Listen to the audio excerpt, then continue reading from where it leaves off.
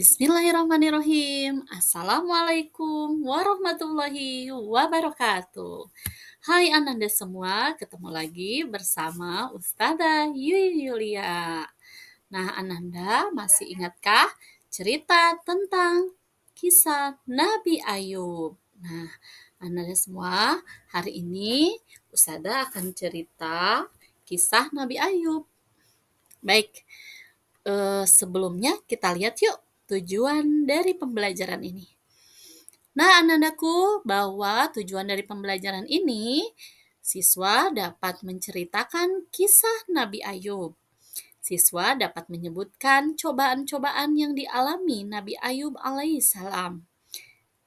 Berikutnya, siswa dapat menunjukkan sikap meneladani ketabahan Nabi Ayub alaihissalam ketika menerima cobaan Allah Subhanahu wa taala. Nah, yuk kita bahas yuk. Nah, ada yang tahu siapa Nabi Ayub alaihissalam?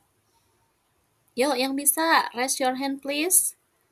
Oke, baik. Ya, alhamdulillah ada yang sudah tahu. Nah, yang belum tahu kita lihat. Yuk, check it out. Hai. Baik, anak-anakku, Ustazah akan bahas dari mulai silsilah Nabi Ayub. Nah, Nabi Ayub itu adalah putra dari Isyu, cucu Nabi Ishak alaihissalam. Ya, Nabi Ayub adalah pemuda yang gagah dan memiliki harta yang berlimpah. Nah, sangat banyak dari kebun, kemudian peternakan, dan juga ada rumah yang sangat indah. Nah, Allah menganugerahinya tadi yang Ustazah sebutkan, ladang dan kebun yang luas, binatang ternak yang banyak, anak-anak yang sehat, tampan dan cantik. Nah, Allah memberikan ujian keimanan kepada Nabi Ayub. Nabi Ayub selalu berbuat baik, tekun beribadah dan penyabar. Tapi tahukah anak-anakku semua bahwa para malaikat selalu memujinya karena kemuliaan hatinya, sedangkan setan sama sekali tidak menyukai Nabi Ayub. Lalu setan mendatangi Allah dan berkata, "Ya Allah, hamba-Mu Ayub menjadi orang yang beriman karena ia sama sekali tidak diuji dengan kesulitan hidup. Jika ia kehilangan kesenangannya di dunia, tentulah ia akan menjadi orang yang lupa kepadamu." Dan Allah mengizinkan setan untuk menguji keimanan Nabi Ayub. Seperti apa ujian Nabi Ayub? Yuk kita lihat. Nah, anandaku, jadi ujian Nabi Ayub yaitu luar biasa banyak ya, tapi Nabi Ayub punya kesabaran dalam menghadapi cobaan. Dari mulai ternak yang sakit sampai akhirnya ternaknya mati semua, harta habis, kemudian ladang terbakar, akhirnya Nabi Ayub jatuh miskin. Namun Anda semua, Nabi Ayub tetap tabah dan semakin tekun beribadah kepada Allah. Tidak puas dengan itu, setan merubuhkan rumah Nabi Ayub sehingga menewaskan anak-anaknya. Kemudian Nabi Ayub tidak hanya seperti itu, sampai terkena penyakit yang menggerogoti kesehatannya.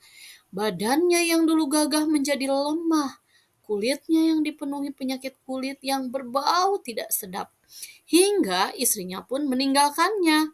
Nabi Ayub terus berdoa dan bersabar atas ujian yang menimpanya. Masya Allah ya, ujiannya luar biasa. Nah, anandaku, dalam surat Al-Baqarah ayat 286 dikatakan, Allah tidak akan membebani seseorang melainkan sesuai dengan kesanggupannya.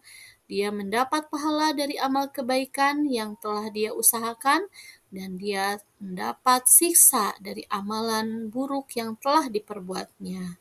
Ya, makanya ketika mendapat cobaan diharapkan bisa bersabar. Nah, anak-anak semua belajar dari kisah Nabi Ayub bahwa Nabi Ayub banyak sekali cobaannya yang tadi disampaikan, dari mulai sakit, ternaknya semuanya, hartanya habis, ladangnya terbakar, jatuh miskin, penyakit, dan dengan kesabarannya itu Nabi Ayub kembali dianugerahi anak-anak yang solih dan harta-hartanya kemudian kembali menjadi kebunnya menjadi subur kembali, ternak menjadi banyak, hartanya bertambah kembali. Nah, Masya Allah. Ya, jadi anak-anakku ketika kita menghadapi cobaan, hendaklah bersabar karena sesungguhnya ketika ada yang mendapat ujian, pasti ujiannya adalah sesuai dengan kesanggupannya, ya. Nah, untuk itu anak-anakku, begitupun ketika anak-anak mendapat, ujian atau lagi ulangan, ya, bersabar dan juga terus berusaha maksimal dan hasilnya kita pasrahkan kepada Allah.